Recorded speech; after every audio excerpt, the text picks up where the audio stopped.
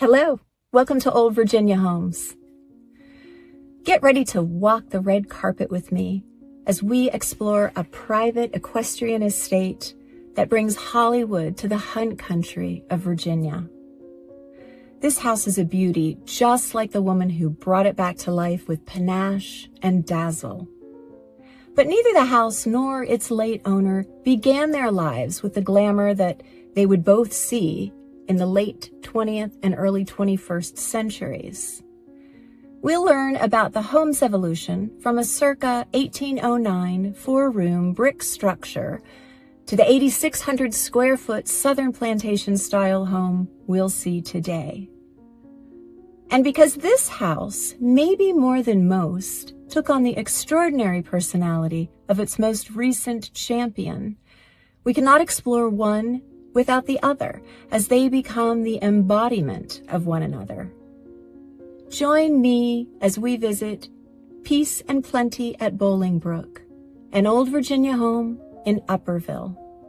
Let's go. I wasn't kidding when I said we would be walking the red carpet today. But before we focus on the star attraction, we need to rewind, to go back in time, because so many other things happened on this property before our grande dame entered the picture. The house known today as Peace and Plenty at Bollingbrook began in 1809, when a 790-acre parcel was conveyed as a wedding gift. Modest but refined, the original four-room brick federal, built by Josiah and Elizabeth Tidball and named Waterloo Plantation, sat amid rolling countryside. The house had 12-foot ceilings, raised panel doors, and a fireplace in each of the rooms, with Gothic and classical mantels. Upon Josiah's death in 1849, the plantation was put up for sale by Josiah and Elizabeth's son, Thomas Tidball. The description of the property at the time read, "There is a handsome and comfortable dwelling house with all the outbuildings suitable to a gentleman's residence. Nearly all the fencing is of stone, and every field has running water. It is well known to be one of the best farms in a fine agricultural district, with 650 acres in open land and 150 acres in woods." The buyer, Robert B. Bolling of Petersburg, renamed the home Bollingbrook and completely changed the look and size by adding an Italianate manor house addition, dwarfing the original house, and changing its entryway to a different side, with grand columns across the brick and stuccoed front wing. During the Civil War, the mansion and its many outbuildings survived, but the family still saw warfare drama. Two of Bolling's sons, Bartlett and John, rode with Colonel John Mosby's Rangers. While at home, their father hid one of General J.E.B. Stuart's wounded officers inside Bollingbrook so that he could safely recover from a musket ball wound. During the Battle of Middleburg, the Prussian cavalry officer, Johann Heinrich August Heros von Bork, was shot in the throat, and the musket ball then lodged in his left lung. He was nursed back to health by the Bollings, but Yankee troops retaliated by raiding Bollingbrook's horses and cattle and burning their crops. There's an interesting excerpt from the book A Virginia Girl in the Civil War that was originally published in 1903, where the young wife of a Confederate officer recalls meeting Bolling at his home at Bollingbrook. In the book, she recounts, "Mr. Bolling was old and gray-haired, or would have been in the field. His home was one of the most celebrated country seats in Fauquier, and he himself full of honors, and one of the best-known men in the state. The night we spent at this old Virginia homestead was repetition of a night previously described, with variations. Here were the same old-fashioned mahogany furniture with claw feet and spindle legs, and wax lights in brass and silver candelabra, and rare old china, and some heirlooms whose history we were interested in. Several of these had come with the first Bollings from England. There was a sword which had come down from the War of the Roses, and on the wall, in a place of special honor, hung the sword of a Bolling who had distinguished himself in the Revolution. Mr. Bolling took it down and laid it in Millicent's outstretched hands with a smile. "I'm a believer in states' rights, and I'm a secessionist, I suppose," said the old man with a sigh, as he hung the sword back in its place. "But I hate to fight the old flag. I hate that. If I were young enough and strong enough, I'd take that sword down and follow Robert Lee. Virginia is invaded." Unfortunately, Bolling's loyalty to the Confederate cause did him no future favors. After the war, with no money to pay field hands, he was forced to sell his beloved Bollingbrook. And the new buyer purportedly purchased the property using Confederate dollars. Bolling was definitely on the losing end of that deal. After a century of subsequent owners, Bollingbrook fell into a state of disrepair. Enter Rose Marie Bogley, a beautiful, talented, complex woman. She was a fantastical visionary with the drive and means to bring her sometimes outlandish ideas to life. She purchased the farm in 1985, renaming it Peace and Plenty at Bollingbrook, and began the years-long renovation. Rosemary was born and raised in Johnstown, Pennsylvania, and attended the University of Pittsburgh.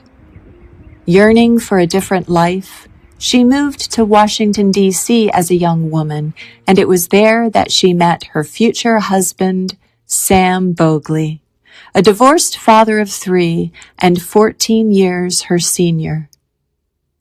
Sam had made his fortune in the Washington real estate market. He was also a skilled horseman and master of the Potomac hunt. Rosemary had never ridden, but soon shared her husband's love of horses. Tragically, Sam died from a fox hunting fall in 1966, leaving Rosemary widowed with their young daughter Hillary. Rosemary continued her pursuit of horse life, and with a dogged determination taught herself to ride side saddle from a book. She went on to win the side saddle event at Madison Square Garden 5 times, retiring the trophy. Sam and Rosemary's daughter, Hillary Bogley, shows us through the home, sharing memories of her parents. My mother purchased the farm in 1985. She was here for 40 years, passed in 2025. My mom had a farm in Middleburg, 50-acre estate that wasn't large enough for her, and so she started looking for a bigger place, and this was over 800 acres at the time. She bought it on the steps of the Warrenton courthouse in an auction, and bought the property for $2 million. So this is a portrait of my dad. My dad was Samuel Bogley, and this was painted post-mortem. It was painted in 1967. Unfortunately, my dad was killed in a kind of a freak fox hunting accident. His horse went down in a hole and fell on him, and he sustained a lot of really tragic injuries, and he died about 6 weeks after the accident. So my mom had this painting done of my dad from a photograph that was taken of him with this foxhound named Tweet Tweet when he was the master of foxhounds in Potomac, Maryland. I think it was 1957 through 1959.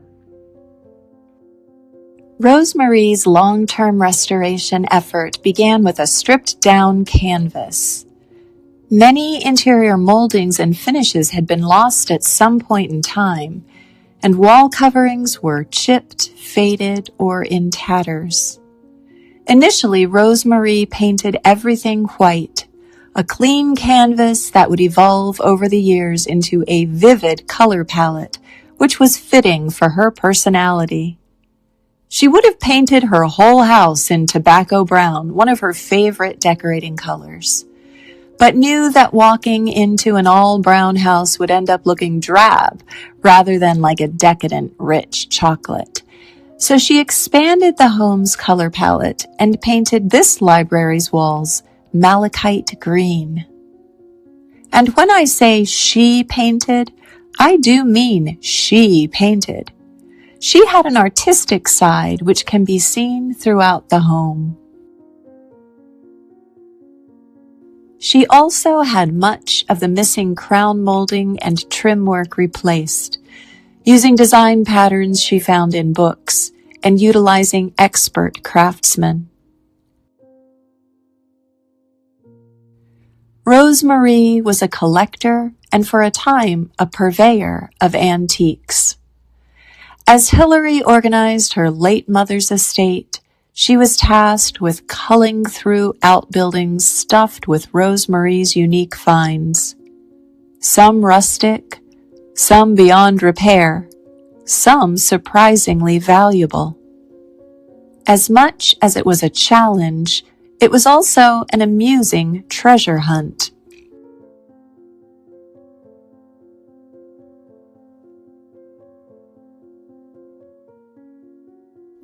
This remarkable Renaissance Revival console table was given to Rosemarie as a gift. A young Hilary was haunted by it, thinking it looked like a casket.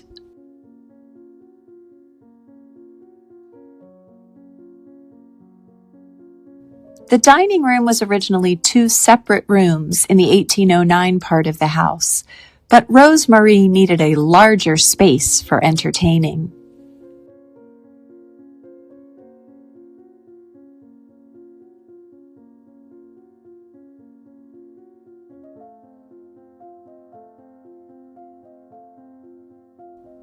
In the dining room, the break front, demi-lune table, and the intricately carved gold mirror were all purchased from the Marion DuPont Scott's estate sale and once graced Montpelier.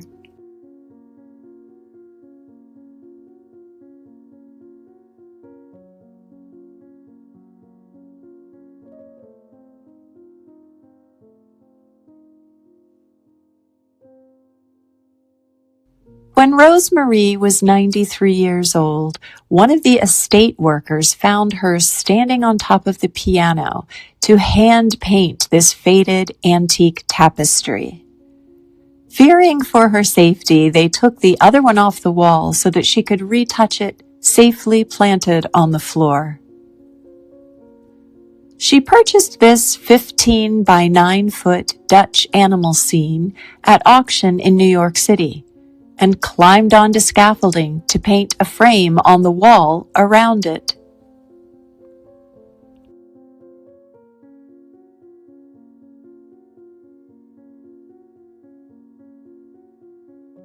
This French armoire in the upstairs hall is just another example of Rosemarie's moxie.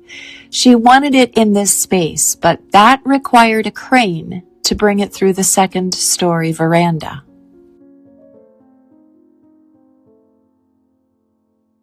The beds in this chamber were handmade in Round Hill, Jamaica, an exclusive paradise where Rosemarie had a house for 16 years. Her neighbors there included Ralph Lauren and Paul and Linda McCartney. Rosemarie painted her own bedroom her favorite color, brown. The antique bed had been left in the house when she purchased it.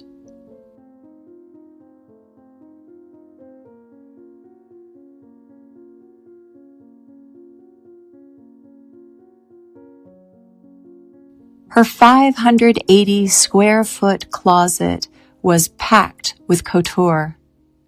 Designer clothing included countless gowns, over 30 leopard print coats — she loved a good leopard pattern — dozens of furs, and more than 60 robes. Some clothing was bespoke. Actually, Rose Marie was a sophisticated muse for Bill Blass. He was known to design an item of clothing specifically for Rose Marie, which she would then wear to a high-profile event. Depending on how the society pages covered her outfit, would often be the deciding factor in whether the design would then become a future Bill Blass line of clothing.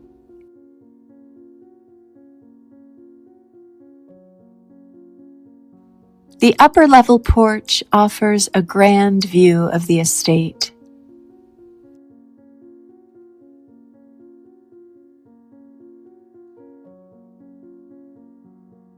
But heading up the spiral staircase, an old French-Canadian train station stair that Rose Marie had installed, you're afforded an even grander view from the Belvedere.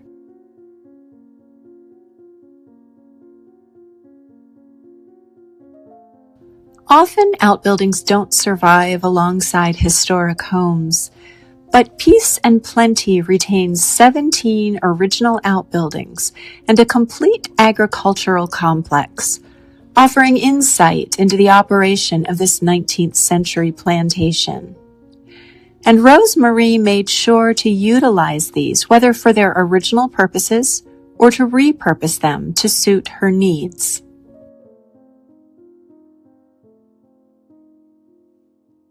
An old kitchen and laundry that also would have likely served as slave quarters was transformed into a delightful pool house that became a canvas for Rose Marie's jungle-themed art, painted directly onto the walls.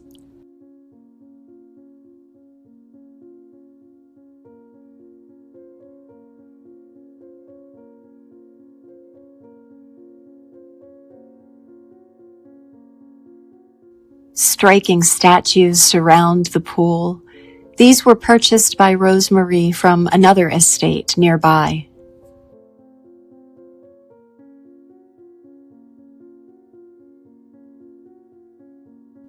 The property also has what is thought to be the oldest underground agricultural silo barn in Virginia.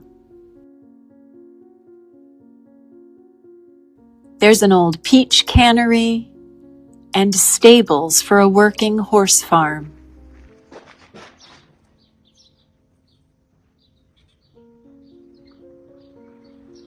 So these are all either brass plates from their halters or maybe a stall plate. And these are a lot of my mom's horses. This was Samson Hall, which was one of my mother's steeplechase races, or steeplechase horses. And Harry O'Shaughnessy as well as Timothy were two Irish hunters that she had rented while she was in Ireland fox hunting, and fell in love with them and purchased them and brought them home.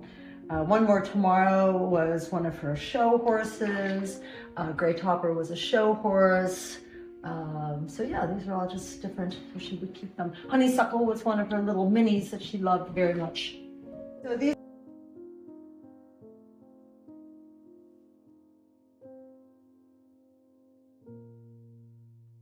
Rose Marie renovated multiple guest houses on the property.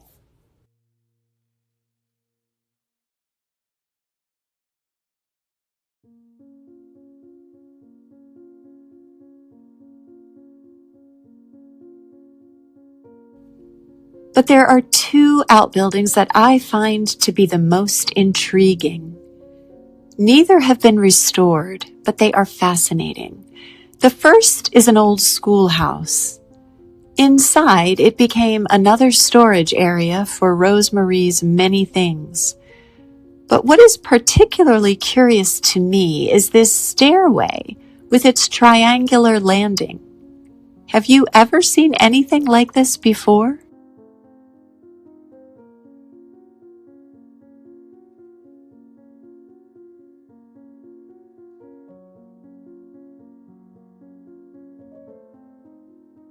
And in my opinion, this building on the property is simply magical.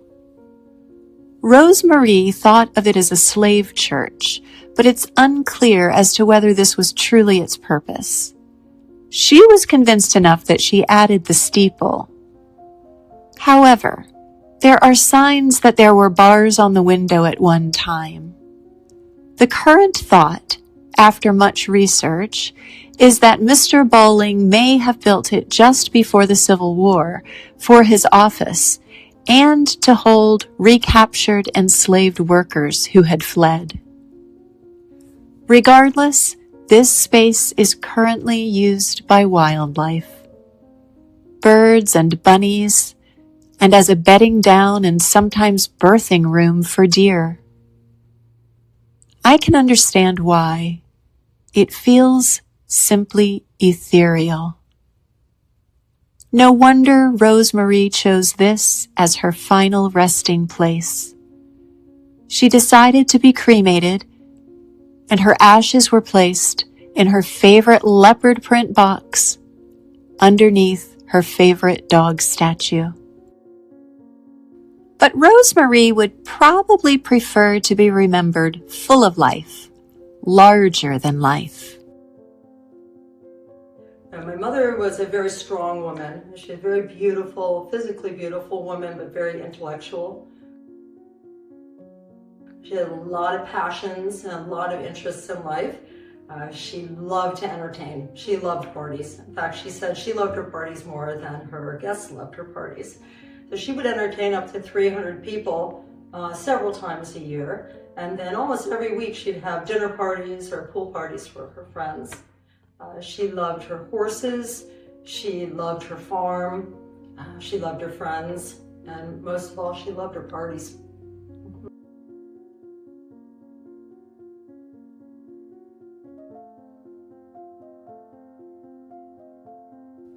Not only was Rose Marie a talented artist and gracious hostess, she also supported animal welfare throughout her adult life, and this legacy is being carried on by Hillary, who is the founder of the Middleburg Humane Foundation and has served as the county's court-appointed animal cruelty officer.